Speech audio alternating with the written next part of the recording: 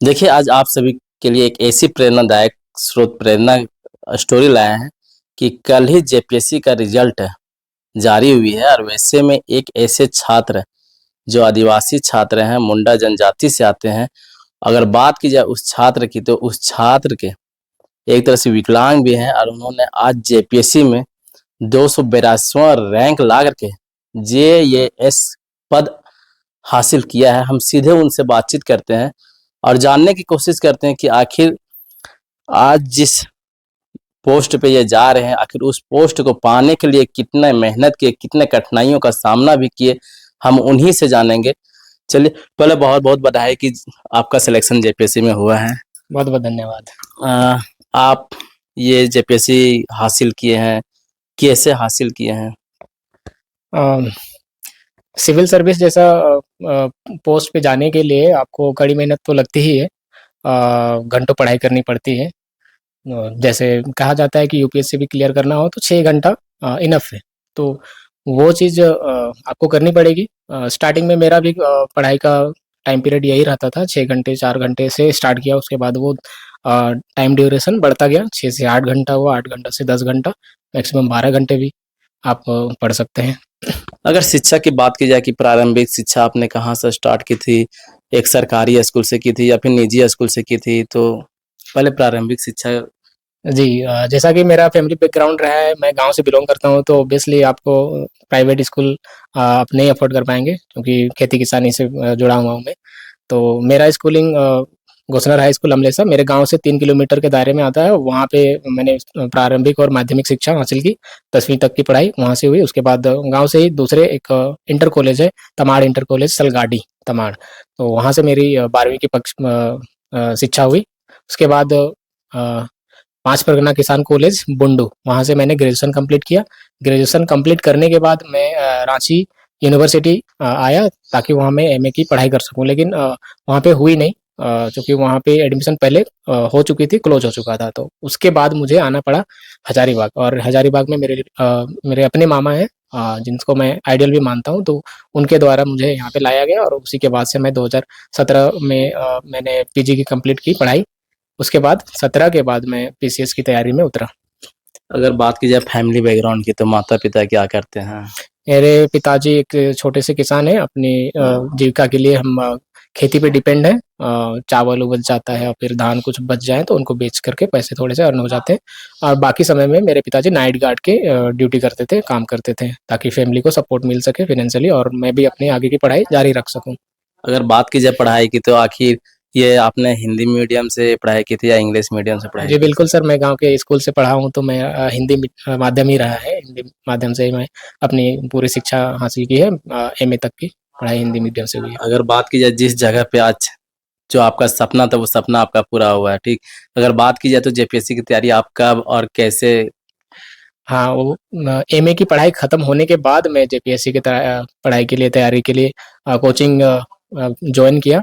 उससे पहले मुझे बिल्कुल भी आइडिया नहीं था कि जेपीएससी जैसा एग्ज़ाम पे बैठ कर के मैं उसको क्लियर भी कर सकूँ, क्योंकि मेरा फैमिली बैकग्राउंड उस तरीके से रहा भी नहीं था। मेरे फैमिली में से कोई भी सिविल सर्विस में है भी नहीं। मेरे मामा, सभी 4 मामा हैं, वो अ, उन्होंने कॉलेज आई मीन हॉस्टल में रह करके वो पढ़ाई करके अपने आप को एस्टेब्लिश किए, सरकारी नौकरी पे हैं वो। 2 लोग ऐसे रेलवे पे से जुड़े हुए हैं, एक एसए में, एक लोको पायलट हैं, और एक एलआईसी में, जो यहाँ के हज़ारीबाग के मामा हैं, वो एलआईसी में यहाँ पे ज़ोनल वाइस प्रेसिडेंट के तौर पे वो रिटायर्ड हुए थे। तो उनका हाथ मेरे पीछे बहुत हमेशा से रहा है। अच्छा, इस परीक्षा के तैयारी करने के दौरान आपकी सबसे बड़ी चुनौती की बात की जाए, तो चुनौती सबसे बड़ी क्या थी? चुनौती मेरे लिए मैं खुद ही चुनौती था, एक तरीके से देखा जाए तो, क्योंकि पढ़ाई के साथ-साथ अब बाकी कामों को भी उतना ही इम्पोर्टेंस देना पड़ता है। अब पढ़ाई हमेशा 24 घंटे में 24 घंटे पढ़ाई नहीं कर सकते, उसके लिए आपको खाना भी खाना पड़ेगा, तो वो खाना खुद से बनाना पड़ता था मुझे, तो वो मेरे लिए चैलेंजिंग था। स्टार्टिंग में बहुत दिक्कतें होती थी। जब मेरा भाई नहीं था, तो एक रिलेटिव्स थे, उनके साथ मैं बनाया करता था, तो वो हॉस्टल छोड़ के चले भी गए, तो जब वो नहीं होते थे, तो मुझे खुद करना पड़ता था। मार्केट से सब्ज़ी-भाजी लेके भी आना पड़ेगा, और हाथ से टाँग करके लाना पड़ेगा, और यहाँ से मंडी करीबन 3 किलोमीटर होगा आई थिंक, 2 किलोमीटर तो वहाँ से टाँग करके 5 किलो 6 किलो जितना भी आप सब्ज़ी लेके आ सको, तो वो लाना पड़ता था, चावल खरीदना पड़ता था, तो उस सब चीज़ों में परेशानी होती थी। तो वो सारी परेशानियाँ थी जिनको मैंने टैकल भी किया और खुद से खाना भी बनाना पड़ता था, बनाना भी सीख लिया क्योंकि मेस यहाँ पे अवेलेबल होता था चूँकि हॉस्टल सरकारी है तो वो मेस अवेलेबल था लेकिन किसी कारणवश अभी वो नहीं है और यहाँ के सीनियर्स लोगों ने ही अ, मेस का खाना पसंद नहीं किया, तो सब अपने-अपने तरीके से बनाने लगे। अन्य छात्र जो तैयारी कर रहे हैं वो ये भी पूछते हैं कि आखिर आपने कितने घंटे पढ़ाए कि जब आज इतना सफलता आपने प्राप्त की? क्योंकि टाइम टेबल की बात की जाए तो बहुत छात्र ऐसे भी बोलते हैं कि नहीं से वो शायद 10 घंटा पढ़ता होगा तो आज इस तरह की तैयारी। तो ये टाइम टेबल की बात की जाए तो कैसे उन छात्रों को ये मोटिवेट कीजिएगा आप? टाइम टेबल कहा जाता है 6 घंटा भी इनफ हो जाता है यूपीएससी निकालने के लिए भी, तो 6 घंटा ईज़िली आपके पास अवेलेबल है, वो कर भी सकते हैं। बहुत ज़्यादा ये बहुत ज़्यादा मेहनत करने वाली बात नहीं है, 6 घंटा ईज़िली आपके पास है क्योंकि जैसा मैं पढ़ता था, मैं बता दूँ कि मैं जब सुबह उठता था 5 बजे, 5 बजे से अगर उठ कर के बैठना आई मीन पढ़ाई करना प्रारंभ किया, तो वो 9 बजे, 10 बजे तक ऐसा बैठ जाता था। तो 5 बजे उठने के बाद, फ्रेश होने के बाद मान लीजिए साढ़े 5, 6 बज जाता है। उसके बाद आप पढ़िए 10 बजे तक जब तक खाना नहीं बना हो अगर खाना बनाना जब तक भूख ना लगे तब तक पढ़ सकते थे। तो वो मेरा रहता था, उसके बाद खाना बनाता था फर्स्ट एक ही टाइम खाना खाया करता था। बनाने के दौरान टाइम लग जाता, नहाना-धोना है, तो आप 12 बज भी जाता था। तो उसके बाद 1 घंटे का आप रेस्ट लीजिए। तैयारी पे हैं, सीरियसली तैयारी करने वाला वो हमेशा पढ़ाई तो करेगा ही। तो 1 घंटा रेस्ट लेने के बाद सेकंड हाफ आप 2 बजे से 1 बजे से पढ़ लीजिए। शाम 4 बजे तक 2 घंटा लगातार आप पढ़ ही सकते हैं। तो इस तरीके से 4-5 घंटा तो हो ही जाता है। फिर सोने से पहले आप पढ़ाई कर लिए 2 घंटे, तो हो गया। अगर बात की जाए सिविल सेवा की तो सिविल सेवा की परीक्षा आखिर आपने ये कैसे प्रेरणा है कि हम सिविल सेवा में जाना आखिर जाएँ, उसकी तैयारी हम करें। ये प्रेरणा आखिर आई कैसे? कहाँ से आई? सिविल सर्विस के लिए प्रेरणा मैं इसी पे जाऊँगा ये मेरे दिमाग में कभी नहीं था, सच कहूँ तो। हाँ, लेकिन करियर पढ़ाई के क्षेत्र में बनाना था ये मेरे ज़हन में था। स्टार्टिंग में मेरे मामाओं से मैं प्रेरित था कि वो लोग रेलवे में, एलआईसी में, तो रेलवे मुझे ऐसे अट्रैक्ट करता था। मगर उस फील्ड में मैं गया नहीं, तो यहाँ पे आने के बाद गुरु आईएएस एकेडमी वहाँ पे एडमिशन लिया, तो उसके बाद मेरा पीसीएस का जर्नी स्टार्ट हुआ, तो जिस पे मैं लास्ट तक रहा। इस परीक्षा के दौरान और भी एंट्रेंस एग्ज़ाम आपने दिया है क्या? हाँ, दूसरा एग्ज़ाम भी मैंने क्रैक किया हुआ है झारखंड का ही, वो जेएसएससी सीजीएल। सीजीएल में डीवी करा चुका हूँ, जो कि वो थोड़ा-सा विवादित हो गया और वो केस में फँस गया है, तो उस पे मैंने डीवी कराया हुआ है। अगर वो रिज़ल्ट पे इससे पहले आता तो वो उस पे मैं सेलेक्ट हो जाता। अच्छा, यानी ये जेएसएससी सीजीएल का भी परीक्षा दे चुके हैं और डॉक्यूमेंट वेरिफिकेशन भी करवा चुके हैं, लेकिन किन्हीं कारणवश कुछ विवादों के कारण वो जेएसएससी सीजीएल न्यायालय के लंबित मामलों में पड़ी हुई है और वैसे में आज इनका जेपीएससी का भी रिजल्ट आ गया है और अब कुछ ही दिनों में आप प्रशासनिक अधिकारी का भी ज्वाइनिंग लेंगे। अच्छा, सबसे बड़ी बात हम ये कि अगर प्रशासनिक पदाधिकारी आप एक ऑफिसर के रूप में बनेंगे, तो आखिर आप सबसे जिस जगह पे पोस्टिंग मिलेगा तो उस जगह के बारे में आपने कुछ सोचा है कि आखिर वहाँ क्या डेवलप करना है पहले हमको? किस तरह से काम करना है? जो भी मुझे कार्यभार दिया जाएगा, जिस तरीके से पोस्ट है जेएएस, तो प्रखंड विकास पदाधिकारी मैं बन सकता हूँ, बनाया जाएगा। तो उसके जिम्मे बहुत सारी प्रखंड से जुड़ी हुई हर सेक्टर में डेवलपमेंट का कार्य करना पड़ता है, तो उन पर मेरा हाथ रहेगा। तो जिस तरीके से मैं अपने प्रखंड को ले लूँ, तो वहाँ पे जिन चीज़ों के लिए जिन चीज़ों पे कार्य करना हो, तो मुझे जहाँ भी पोस्टिंग होगी, तो उन सब कामों को मैं अपनी ईमानदारी से पूरा करूँगा और चूँकि मैंने मेरा जो भी बैकग्राउंड रहा है, तो उन सब चीज़ों से मुझे भली-भाँति मैं उन सब चीज़ों से रूबरू हूँ, तो उन सब चीज़ों को मैं ठीक करने का प्रयास करूँगा। सिविल सेवा की परीक्षा आपने पहले भी कभी दी है क्या? कि ये पहला ही अटेम्प्ट था? झारखंड सिविल सर्विस सेवा में मैंने ये मेरा दूसरा अटेम्प्ट रहा है। इससे पहले 7th टू 10th जेपीएससी भी दिया था मैंने, मेंस भी दिया था, तो कुछ मार्क्स कम हो जाने की वजह से उस पे मैं सफल नहीं हो पाया। उस समय आपको कुछ फ़ील हुआ होगा कि एक निराशा उत्पन्न होता है कि आज मैंने मेंस क्वालीफाई नहीं किया है। तो उस समय आखिर ये अपने आप को कैसे सँभाला? जी हाँ, बिल्कुल, अगर आप मेहनत करते हैं किसी भी चीज़ के लिए दिन-रात आप लगाए हुए रहते हैं और उस पे निराशा हाथ लगती है, तो दुःख तो होता ही है। तो वो दुःख कुछ क्षण के लिए भी था। हमेशा उसको लेकर के नहीं बैठ सकते हैं, उसको छोड़ कर के आपको आगे बढ़ना पड़ता ही है। तो मेहनत थी मेरे उस एग्ज़ाम को लेकर के, तो कुछ कारण की वजह से मैं वो फाइनली सेलेक्ट हो नहीं पाया। लेकिन मैं उसको छोड़ा नहीं। इतना समय गुज़र जाने के बाद भी आप समझ सकते हैं कि 2017 के बाद 2025 हो जाना, 2 ही अटेम्प्ट दे पाना कहीं न कहीं थोड़ा-सा खलता है कि और ज़्यादा आपको मौका मिल सकता था। तो इससे पहले आप सेलेक्ट हो सकते थे। तो वो आ, चीज़ थी। आने वाला कि जो पहली बार आपने जेपीएससी का एग्जाम लिखा था उसमें मेंस आपने क्लियर नहीं किया, तो वहाँ जो कमी थी वो आज दूसरे अटेम्प्ट में आपने क्लियर किया जी और आज बिल्कुल। आप सफलता अर्जित भी हुई हाँ, आपको। जी बिल्कुल। आप अगर किसी चीज़ में फेल्योर होते हैं, फेल्योर आपको हाथ लगता है, तो उन सब चीज़ों से आप बहुत कुछ सीखते हैं। तो मुझे कुछ सीख मिली कि मेरी कमियाँ कहाँ रही थी, तो उन पर मैंने काम किया और फाइनली आज सेलेक्टेड हूँ। अगर ये बात की जाए जेपीएससी परीक्षा की, तो लैंग्वेज पेपर आपका क्या था? लैंग्वेज पेपर चूँकि ये हज़ारीबाग खोरठा बेल्ट है, तो खोरठा ही मेरा यहाँ इस बार लैंग्वेज पेपर था और पिछला टाइम मेरा नागपुरी था। नागपुरी के लिए मैंने रांची से पढ़ाई की। वहाँ जा कर के ट्यूशन लिया, फिर उसके बाद फिर यहाँ वापस आना पड़ा चूँकि मेरा रहने का रेसिडेंशियल कुछ ये था नहीं, तो हॉस्टल में ही रह कर के मुझे पढ़ाई करनी थी। तो पिछला टाइम ऐसा हुआ कि टेस्ट देना यहाँ पे पॉसिबल नहीं हो पाता था, नागपुरी के टीचर यहाँ पे होते नहीं थे, तो वो चीज़ मेरे को कमी लगी।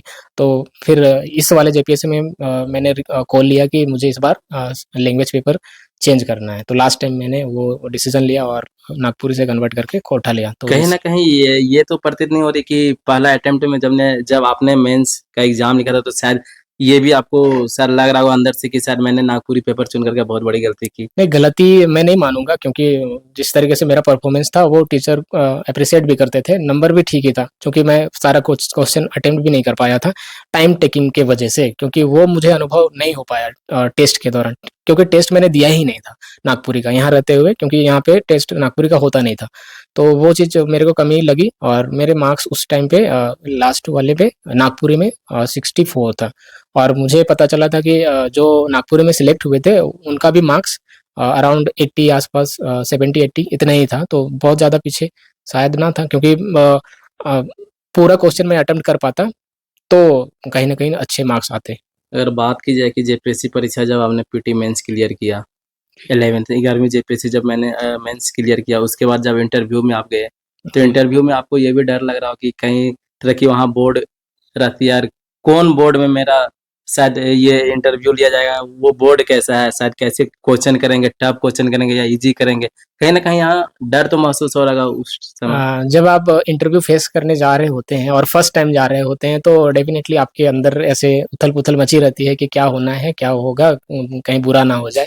ये वाला डर का भावना तो रहता ही है, सबके साथ होता है, तो मेरे ज़हन में भी वो था डर और एक इंटरव्यू बोर्ड का एक न्यूज़ है कि जमाल अहमद सर वो थोड़े से स्ट्रिक्ट ज़्यादा हैं, वो उनका बोर्ड अगर किसी का उनके में पड़ गया किसी भी स्टूडेंट का, तो शायद बुरा ही चला जाएगा, वैसा माहौल था। लेकिन देखा जाए तो उसी में मेरा पड़ा भी और मैं सिलेक्टेड भी हूँ, तो उस तरीके से वो करते हैं कि स्टूडेंट को थोड़ा-सा डराएँ अपनी एक्टिविटी से उनका कॉन्फिडेंस लेवल चेक किया जाए, वो करते थे। तो उन्हीं के बोर्ड में मेरा पड़ा था और अच्छा भी हुआ। कहीं न कहीं जमाल सर के बोर्ड में ये क्वेश्चन तो नहीं पूछा गया था इंटरव्यू में कि आपने पहले भी एग्ज़ाम प्रिपेयर किया है और उस समय आपका नागपुरी पेपर था, लैंग्वेज पेपर, और इस बार आपने 11वीं जेपीएससी में आपने खोटा पेपर चूज़ किया, तो आखिर यहाँ दोनों में क्या संबंध है कि आखिर पहले नागपुरी और अभी खोटा? कहीं ऐसा तो क्वेश्चन नहीं कर दिए थे जमाल नहीं, सर? ये वाला क्वेश्चन नहीं था। क्वेश्चन वो डराने जैसा कुछ ऐसा करते थे। मतलब किसी भी क्वेश्चन को अगर ठीक से आप जवाब नहीं दे पाए हों, संतुष्ट ना हुए हों, तो उसमें वो रिएक्ट करते थे कि आप एलिजिबल नहीं है। इस तरीके से उनके एक्टिविटी से लगता था कि कैसे आप इंटरव्यू पहुँच गए। ऐसा वो प्रतीत कराते थे, यानी एक मतलब तरह फ़ील से अगर कराते बात थे। की जाए बोर्ड, तो बोर्ड ऐसा प्रतीत करवाता है कि इनकी मानसिकता क्या है? अगर बाय चांस अगर किसी तरह प्रशासनिक अधिकारी रहते हुए अगर कुछ हो जाती है, तो समाज को आखिर ये कैसे सँभालेंगे?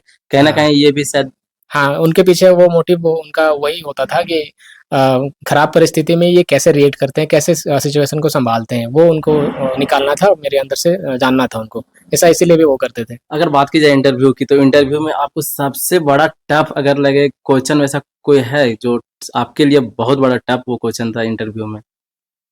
टफ क्वेश्चन ऐसा कुछ भी नहीं था, लेकिन अगर आप नहीं जान पा रहे हो तो उसको मान सकते हैं टफ। ऐसा एक स्टैटिक क्वेश्चन था। जो उसी दिन का न्यूज़ था, मैंने वो कवर नहीं किया था क्योंकि वो इंटरव्यू के दौरान बहुत ज़्यादा बारिश हो रही थी और मैं अपने रूममेट के वहाँ पे सॉरी बैचमेट थे, उनके रूम पे मैं रुका हुआ था रांची में, हातमा वाला इलाका। तो बहुत ज़्यादा बारिश हो रही थी, पेपर वो से आप न्यूज़पेपर खरीद नहीं सकते थे, आपके पास आता नहीं। मैं डिपेंडेंट था न्यूज़ के लिए अपने फ़ोन पे, तो रेडी होना पड़ रहा था, तो सुबह का न्यूज़ था।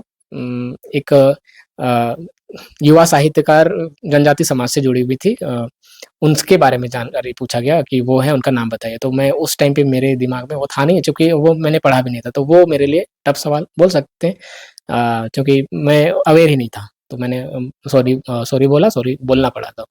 वो थोड़ा बुरा लगा क्योंकि मेरे समाज से वो युवा साहित्यकार थे, उनका नाम मुझे उस दिन नहीं याद था, तो बस। अगर बात की जाए अपने समाज की, तो आपके समाज में आपके गांव से ये आप पहला ये ऑफिसर बने हैं या फिर कोई और भी उस गांव पूरे से? गाँव में पहला ऑफिसर मैं ही हूँ, मेरे घर से, पूरे गाँव से, बस। पूरा गांव में तो खुशी का माहौल देखा जा रहा होगा, हाँ, सब क्योंकि सारे का पहला पहला ऑफिसर आप बने हैं और बन करके जाइएगा भी। जी, बिल्कुल, सारे के सारे गाँव वाले खुश हैं। सभी को जानकारी हो चुकी है। गाँव के एक प्रधान हैं, मेरे रिलेटिव ही जीजा लगते हैं, उन्होंने फ़ोन किया, तो फ़ोन करके वो मेरा जो एजुकेशनल बैकग्राउंड है, उनके वो चीज़ डिटेल्स माँगे, वो माँगा उन्होंने और फिर फ़ोटो एक माँगे, तो वो सब चीज़ सच गाँव में सुनने सर्कुलेट हो चुका है। सुनने में क्रिकेट का भी शौकीन थे आप। हाँ, क्रिकेट खेलना मैं बहुत ज़्यादा पसंद करता हूँ। देखिए मेरे चेहरे पे स्माइल भी आ रही है। इसीलिए मैं बोलता भी हूँ I don't like cricket, I love cricket. तो है रुचि मेरे अंदर तो वो खेलने का जज़्बा, वो खेलता भी हूँ, अभी भी खेलता हूँ और अच्छा खेल लेता हूँ। अच्छा, इतना जो जीवन आपने आपके जीवन में कोई गर्लफ्रेंड थी? अगर गर्लफ्रेंड की बात की जाए तो? जी हाँ, है मेरी लाइफ़ में आई, ऐसे है, बोल सकता हूँ आई एक्सेप्ट इट। तो क्या लगता है गर्लफ्रेंड से ये मोटिवेशन कुछ वैसा? बिल्कुल आपको क्या एक कई ताकत। लोग ऐसे भी बोलते हैं कि गर्लफ्रेंड से शायद सफलता अर्जित नहीं की जा सकती है, अगर गर्लफ्रेंड रहने के बाद वो जो उसका गोल रहता है वो गोल पूरा नहीं होता है, लेकिन आपकी तो गर्लफ्रेंड भी रही है, तो आखिर इस गोल को आपने कैसे साबित किया गर्लफ्रेंड को रहते हुए? आखिर कहीं न कहीं उसके तरफ से भी मोटिवेशन वैसा? जी, बिल्कुल, आपके लाइफ़ में आपके जब खाली जीवन में कोई साथ रहता है, पीछे रहता है, तो आपको ऑब्वियसली ताकत महसूस होती है। चाहे वो फैमिली का कोई भी मेंबर हो, आपके माता-पिता हों, भाई-बहन हो और या फिर आपकी दोस्त ही क्यों ना हो, तो ऑब्वियसली आपको ताकत मिलती ही है। ऐसा फ़ील अगर आपके साथ जो भी पार्टनर हो, फ़ील कराया जाता है आपको कि आप कुछ भी नहीं हो, तब भी मैं आपके साथ हूँ, तो वो वाला फ़ीलिंग बहुत ज़्यादा इम्पोर्टेंट हो जाता है। तो सपोर्ट मिलता ही था। अगर बात की जाए जो जेपीएससी एग्ज़ाम में तो बहुत कोई बैठे हुए थे, इंटरव्यू में भी बहुत फेज़ किए हैं, लेकिन शायद किसी कारणवश उनका सिलेक्शन नहीं हुआ। उन विद्यार्थियों को आप क्या बोलिएगा?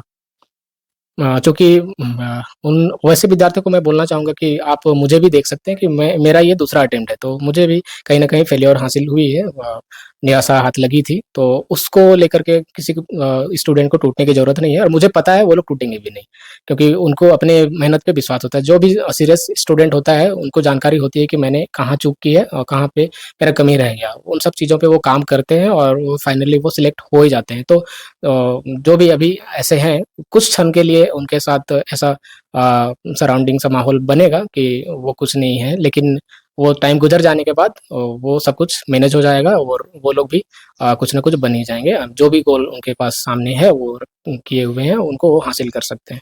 जो छात्र अभी जेपीएससी की तैयारी कर रहे हो, अन्य प्रतियोगिता परीक्षा की तैयारी कर रहे हो, उन्हें आप क्या संदेश दीजिएगा? अ, वैसे छात्रों के लिए मेरा यही संदेश रहेगा कि आप अपने सराउंडिंग देख सकते हैं कि आप अगर अभी कुछ नहीं हैं, अपने से छोटे लोगों को देखिए जो अ, फिज़िकली अगर डिसेबल हों, वो उनको देखिए, तो वो अगर सफल हो सकते हैं, तो आप तो हैं ही उनसे बेहतर अगर देखा जाए तो फिज़िकली। तो उस जो भी ऐसे लोग हैं, तो वो अपने से छोटे लोगों को देखें, तो उनसे प्रेरणा बिल्कुल ही मिलती है। तो सभी के पास ऐसा पोटेंशियल होता है कुछ न कुछ कर गुज़रने की।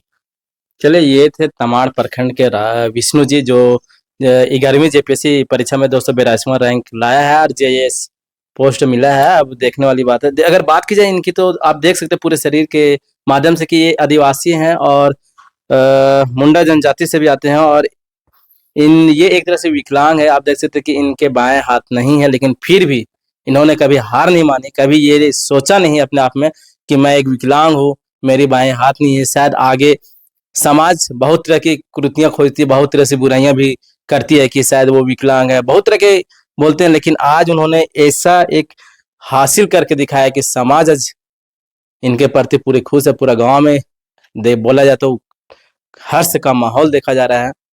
आप इनसे भी सीख सकते हैं, जो अन्य प्रतियोगिता परीक्षा की जो तैयारी कर रहे हैं, वो इनसे सीखिए, प्रेरणा लीजिए कि आखिर ये पहला अटेम्प्ट में भी शायद इनका क्लियर नहीं हुआ, लेकिन दूसरा अटेम्प्ट में ये क्लियर किए हैं। तो आखिर कहीं न कहीं कठिनाइयाँ बहुत आती है, तो कठिनाइयों का सामना करना सीखिए और अपना लक्ष्य को कभी ना छोड़ें। ऐसा नहीं कि कभी कठिनाई आए तो अपना लक्ष्य छोड़ कर के भाग जाएँ।